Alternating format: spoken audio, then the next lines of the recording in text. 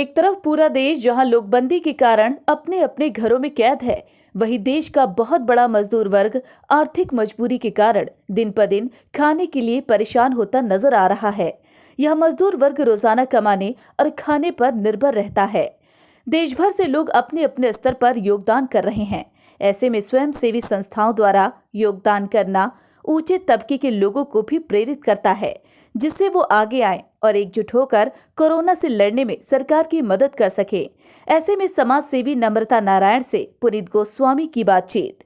Team daily diary. एक तरफ देश जहां लॉकडाउन के कारण घरों में कैद है, वहीं देश का एक बहुत बड़ा मजदूर वर्ग जो डेली रोजाना खाता और कमाता है, वो बहुत ज़्यादा परेशान नज़र आ रहा है। ऐसे में कुछ स्वयंसेवी संस्थान, कुछ स्वयंसेवी लोग अपने अपने स्तर पर मदद कर रहे हैं इनको, और प्रयास कर रहे हैं कि कोई भूखा ना रह पाए। और इस बहुत बड़े संकट के दौरान हमारे देश में जो एक मजदूर वर्ग है, उस पर कोई भूखा ना रहे, किसी चीज़ की समस्या ना हो। तो इसी में हम आज हमारे साथ हैं नोएडा से समाज सेवी नम्रता नारायण, जो कि पिछले 10 दिनों से लॉकबंदी के दौरान लोगों के पास जा जाकर उनको खाद्यान्न सामग्री मुहैया करा रही हैं। मैम, आपका स्वागत है डेली डायरी में। आप बताएंगे आप किस तरह से ये सब वितरण कर रहे हैं और आपको कैसे प्रेरणा मिली और कब से आप कर रहे हैं?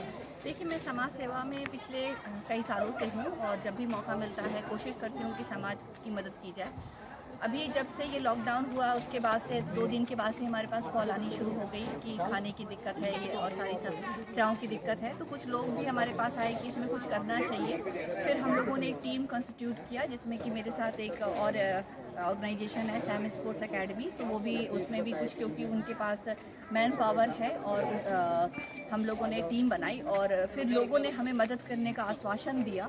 और आप देख सकते हैं कि हमें लोगों ने ट्रक भर करके आटा दिया है, आलू दिया है, तेल दिया है, दाल दिए हैं। तो हम चाहते हैं कि जितना दिया है समाज के उस वर्ग को देने के लिए जो वर्ग फिलहाल बहुत ज़रूरत में है, तो हम लोग कोशिश कर रहे हैं कि उन्हीं लोगों को ये सारा सामान सही सलामत मिल जाए, ताकि हम लोगों की जो कोशिश है या लोगों की जो उम्मीद है, क्योंकि हर कोई बाहर निकल जाएगा तो सोशल डिस्टेंसिंग का कहीं ना कहीं फॉलो नहीं हो पाएगा। तो हम लोग 3-4 लोगों की टीम है जो जगह जगह जाके हम लोग कर रहे हैं और लोगों का सहयोग भी मिल रहा है, और लोगों से सहयोग भी लेकर के ये हम लोग पूरी जगह जगह लोगों को बांट रहे हैं खाने का सामान। करीब एक फैमिली को 4-5 दिनों का खाना देने की कोशिश कर रहे हैं और आइडेंटिफाई करके कि वाकई इनको ज़रूरत है या नहीं है।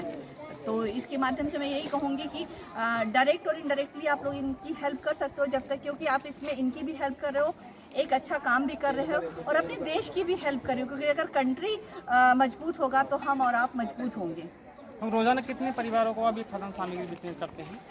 हम लोगों का लगभग डेली 200 फैमिलीज़ को हम लोग बांट रहे हैं। नोएडा में, दिल्ली में भी हमने बांटा है। आज हम लोग गाज़ियाबाद में आए, यहाँ से कॉल आई थी मदद के लिए, तो हमारे को लोग कॉल कर रहे हैं। उसके बाद हमारी टीम जा कर के वहाँ पर सामान बांट रही है और इसी तरह से हम लोग पिछले 10 दिन तो हो गए हैं।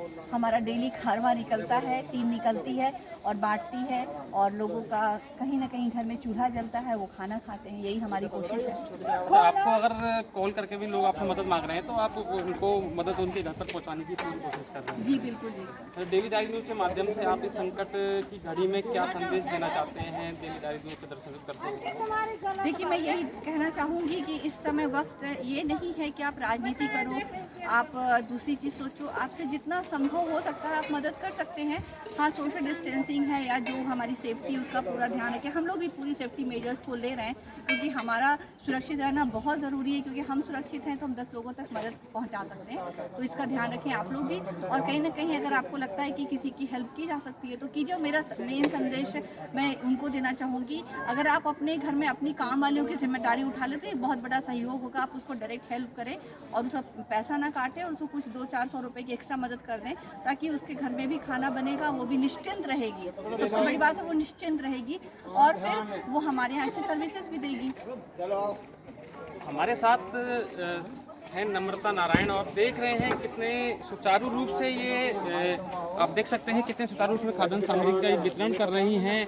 और यहाँ ये गुंडाहेड़ा एक गांव है गाजियाबाद में, वहाँ के ज़रूरतमंद लोगों को ये सामग्री वितरण कर रही है और बहुत अच्छे तरीके से इन्होंने सोशल डिस्टेंसिंग का आप देख सकते हैं।